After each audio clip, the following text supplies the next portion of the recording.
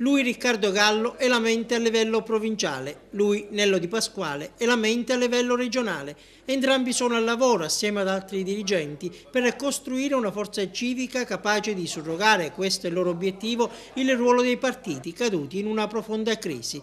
Oggi la città dei Templi ha ospitato la prima riunione della Confederazione che raggruppa il Patto per il Territorio di Agrigento, quello di Ragusa, di Palermo e il Movimento della Gente, fondato dal presidente del club rosanero Maurizio Zamparini. Simbolo e nome saranno formalizzati nei prossimi giorni. A coordinare questa delicata fase di avvio è il sindaco di Ragusa. Non potevamo immaginarci che oggi ad accogliere appunto questo primo incontro della Confederazione dei movimenti era questo stupendo risultato, un risultato vicino al 14%, un risultato vero, un risultato che parte da tanta gente comune, da tante persone che si sono spesi per la politica e si sono spesi per la politica vera e pertanto è un risultato che va a legittimare un lavoro ormai di qualche anno che ha visto a centro il territorio.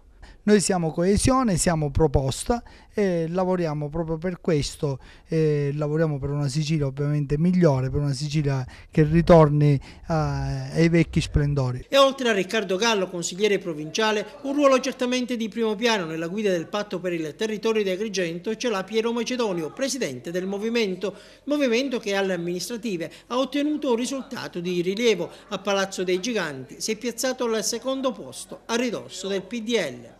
Noi siamo addolorati che abbiamo preso la minoranza dopo questo apparentamento, addolorati perché tanti altri amici nostri che si sono spesi nel territorio non hanno goduto di quello di cui avevano diritto, cioè la sedia in consiglio comunale. Questo è l'unico dolore. Se la gente ci viene dietro, ci crede e ci ha creduto nel primo turno, nel secondo turno crederà ancora sul nostro progetto, noi vinceremo e il vero nuovo di questa città è dare di nuovo la possibilità a Zambuto di governare per i prossimi 5 anni. E all'incontro di questa mattina ha partecipato anche Marco Zambuto, che proprio da Patto per il Territorio assieme all'UDC è sostenuto in questa campagna elettorale in vista del ballottaggio.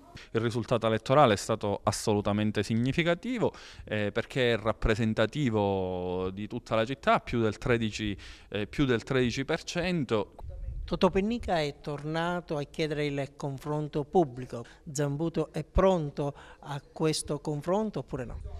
Emerge in tutta evidenza che un candidato che si era proposto inizialmente come espressione della pseudo società civile oggi getta la maschera, si svela come il vero rappresentante dei vecchi partiti e di tutti gli uomini di governo che hanno avuto responsabilità politica in questa terra, da Mannino ad Alfano, da Di Mauro a Cimino a Gentile.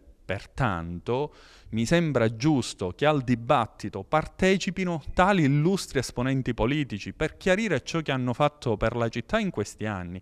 E devo dire anche la verità, in tal caso l'avvocato Pennica potrebbe anche fare a meno di partecipare.